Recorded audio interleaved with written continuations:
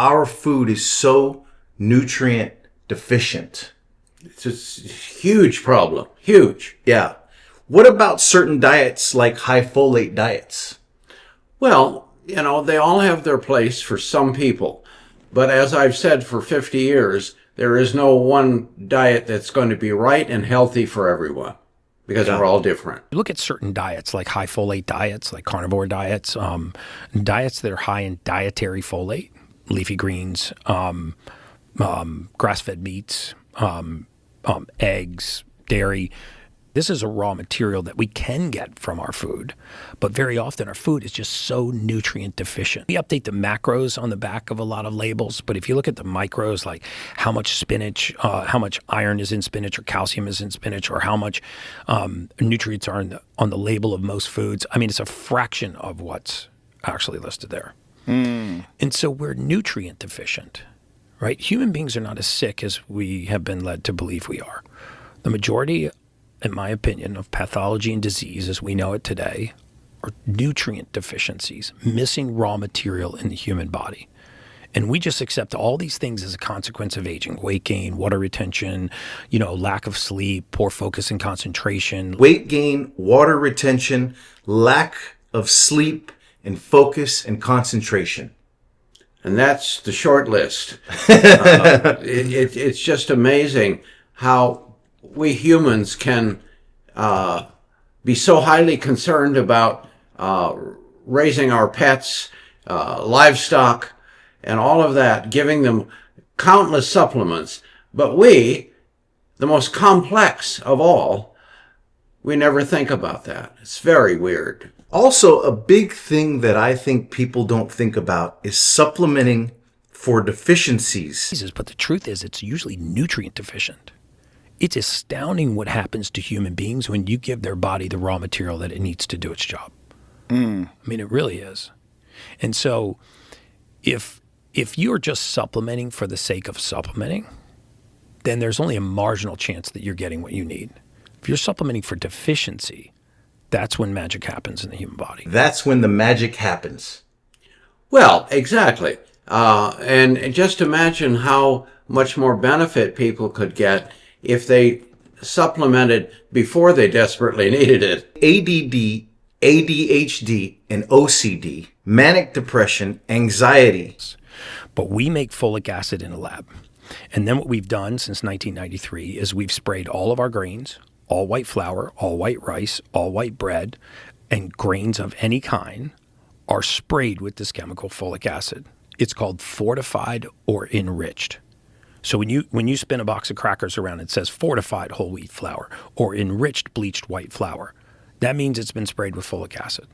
Well, 44% of the population can't convert that into the usable nutrient. Why do they spray it with folic acid? Well, I mean, without going down the whole road of conspiracy theory, I mean, you look at the same, pharmaceutical companies that produce folic acid, and you look at some of the downsides of having a synthetic form of a vitamin like folic acid in the diet, and how it's correlated to higher incidences of ADD, ADHD, OCD, manic depression, bipolar. It's correlated to poor gut motility, mood imbalance, anxiety. And now, again, that's not the only cause. Yeah. But if you have a genetic predisposition to something, regardless of what it is, nutrient deficiencies and an altered biochemistry will only make it worse. There's a business that relies on people being so disgusting that they get type 2 diabetes. So bad with their diet, just eating pie and drinking soda till their body just starts to cave in. Yeah, And but then- don't worry, but that's worth how much a year? $110 billion. That's Type not 2 a diabetes lot. That's not alone. a lot of money. And type 2 diabetes as a business. Oh, it's huge, huge business. Yeah. And unfortunately, or fortunately, depending on which side of the fence you're on, diabetes is completely controllable naturally. Yeah, and with people like Jason Fung shedding light on it with his book. That's right. And what you've been doing for the past 30 years, I think maybe the tide is changing. Slowly, but now you've got all these new designer drugs that were originally developed for diabetes and now being used by every lazy person on the planet trying to shed the 30 pounds that they're too unmotivated to do on their own. The American Heart Association just ironically comes out in favor of soda in the SNAP food program. And we went over that, and we found out that they're paid by Pepsi and by Coca-Cola. Wow. It's just so dark. The American Heart Association being paid by Coke and Pepsi. Isn't that nice?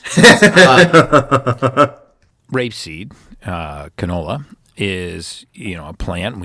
Essentially you put it in a commercial press, and it will come out gummy. And so to degum it, you use something called hexane. And hexane, if you go to National Institute of Health or National Library of Medicine, you'll see that is a known neurotoxin. It's classified as a neurotoxin, same as fluoride, right? Which is actually fluorosilicic acid. We'll get to that later. But so we degum it with hexane. And then you take this degummed oil and you heat it to 405 degrees, which turns it rancid. You have been talking about this for over 20 years, the rapeseed oil or canola oil. You were on the forefront of this 20, 30 years ago. Yep. How do you feel now that you're being validated? Well, I feel like I can rest a little. It's so strange. It's the old saying, if you live long enough. And more things are coming out, like the truth about cholesterol and the truth about seed oils and all of that. And sometimes it's a bit bittersweet because I think about the millions of people who died needlessly because of this ignorance. So we degum it with a powerful neurotoxin. We heat it to 405 degrees and turn it rancid. And then we deodorize it with a very powerful carcinogen. And then in some cases, we bleach it and bottle it and put it on the shelf. You ever go to the grocery store and you see the entire grocery aisle? It's all these like Wesson oils or vegetable oils, but they're all exactly the same color. Mm-hmm. Like exactly. They have that same beautiful clear hue. That's how now they anything look super occurs healthy in nature. No. If you squeezed 10,000 watermelons into watermelon juice and put it all on the shelf, They would vary a little bit. Yeah. But there's no variance there. And so this is chemically controlled process. That's also something you were talking about 20, 30 years ago. And being validated now, I think, is a testament to your good work for weight loss centers, for wellness centers, for health clubs for this long. And now with them contacting us, telling us that they've seen that you've been validated, it must feel, bittersweet at the same time, but you must feel a little bit excited by it, right? Oh yeah, it's kind of like, wow, finally. Yeah. Because this has been going on for 50 years. And we blame cholesterol for a lot of the heart disease, atherosclerosis, arterial sclerosis, because it's at the scene of the crime, but it, rarely pulls the trigger. I mean, cholesterol is kind of like a fireman. Right, it gets called to the fire to put the fire out. Right. And so the theory that if we had fewer firemen, we'd have less fires is kind of absurd. If the theory of less firemen, we would have less fires, why is blaming cholesterol something that you've been talking about for 20, 30 years? Why do you think it's finally now you're being validated on? Well, because there's just been too many studies. Yeah. And too much information that has literally leaked out about look at this logically. If the human body manufactures something, how can it be bad for you? It's like we're saying that the human body has suicidal abilities or built into it, and that's absurd. It's ridiculous. Yeah.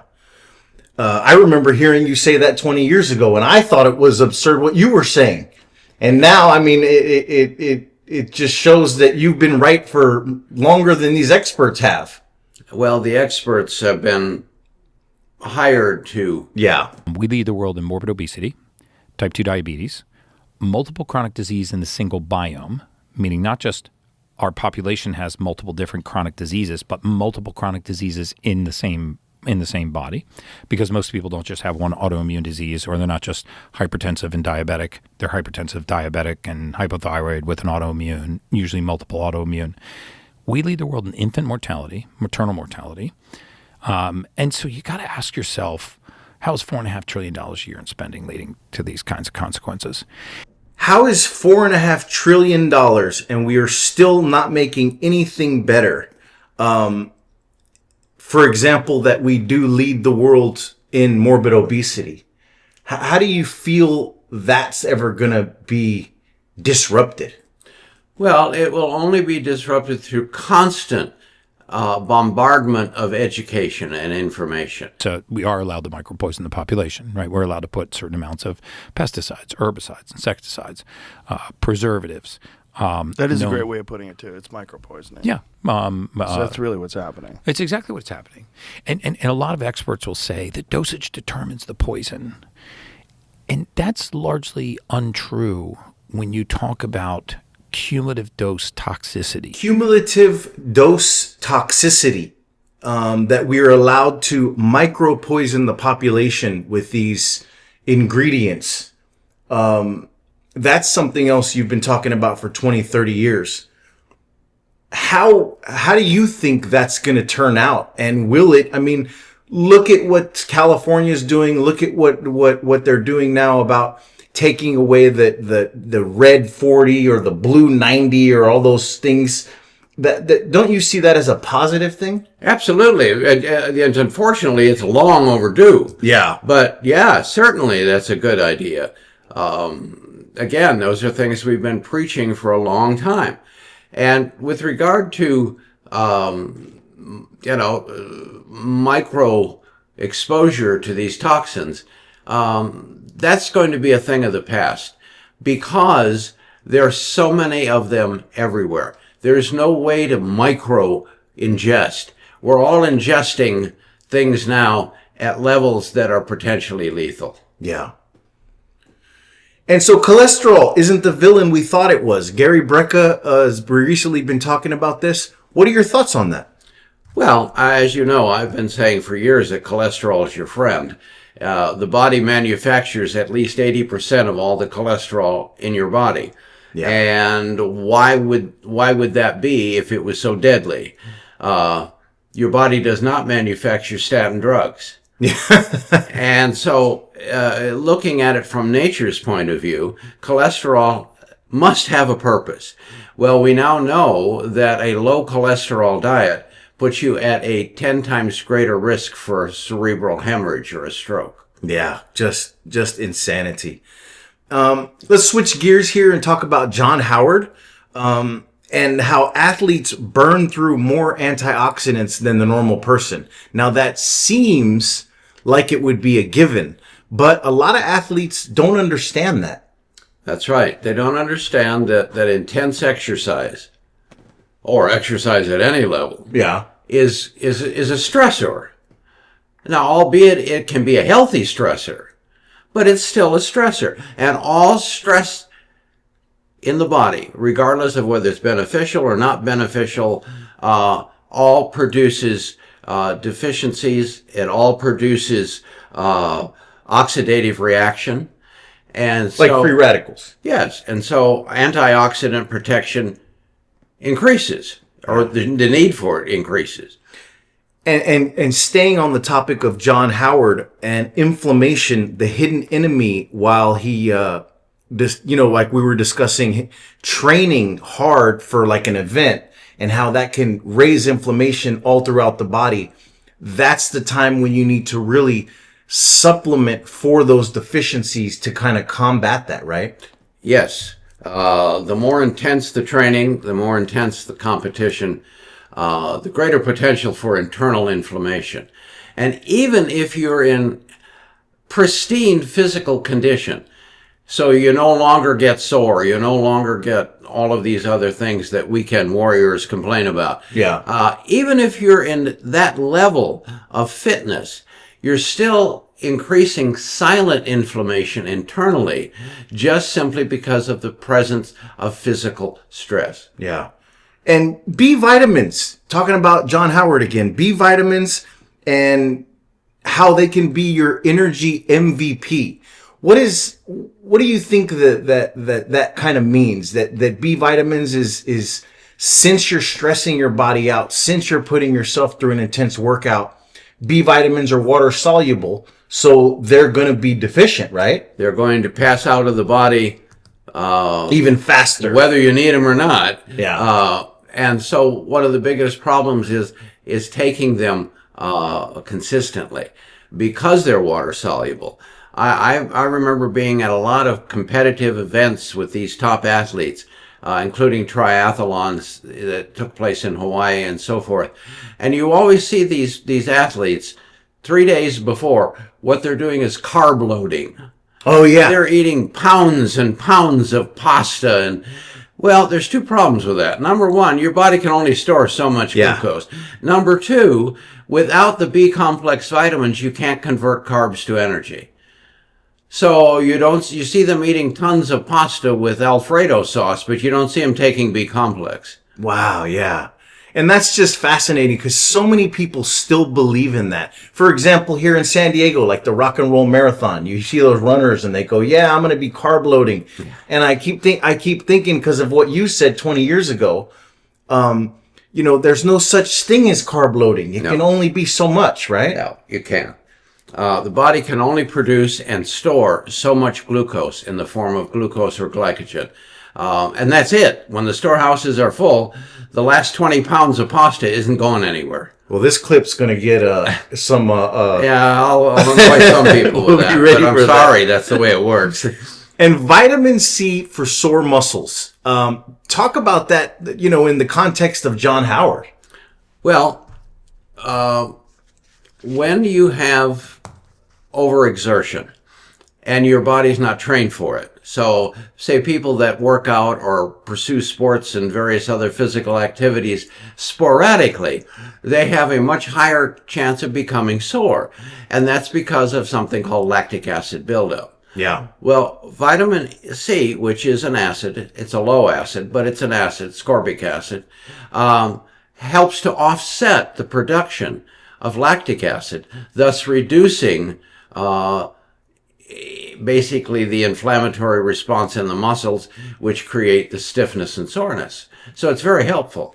Yeah, well, so what would you say to those athletes? Because I've met athletes and I've said, hey, do you realize that vitamin C can help to dissipate the lactic acid? And they go, no, that's not true. And I tell them, no, I actually experienced it myself. And they say, well, that's impossible. What do you say to those people? Well, I guess you don't say anything. Well, what I would say to them, if they choose to be so blatantly stupid, I said, well, have a nice day. Exactly. And stay sore. Yeah.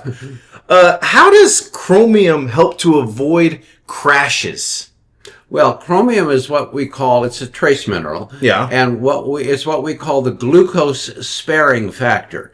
So what it does is it helps to release glucose at a slower rate. So it helps to maintain safer and healthier reserves of glucose in the form of glycogen. Got it. And so that could basically, what we say by crash is we mean a post-workout energy dip. Yeah. Chromium helps to regulate blood sugar, keep your energy steady, and prevent insulin resistance. Yep. One of the many factors, but yes, it is a key player. Yeah, chromium does so much. That's a really key nutrient in deficiencies. How about calcium and the backup calcium needs, like the essential minerals it needs to do its job? Well, calcium obviously is an essential major mineral. Yeah, and it needs like minerals like manganese, copper, zinc, boron, because it's like on a team effort. Yes, simply because calcium is a very difficult mineral to absorb. Yeah. Because in nature, calcium is very highly alkaline. And unfortunately, we need an acidified form of calcium for absorption. And after 30 or 40, most people don't have enough stomach acid left from the junk food diet to acidify 1 milligram of calcium. So in order to overcome that, we add trace minerals and we pre-acidify calcium in supplement form to help overcome the difficulties of a dangerously low acid system.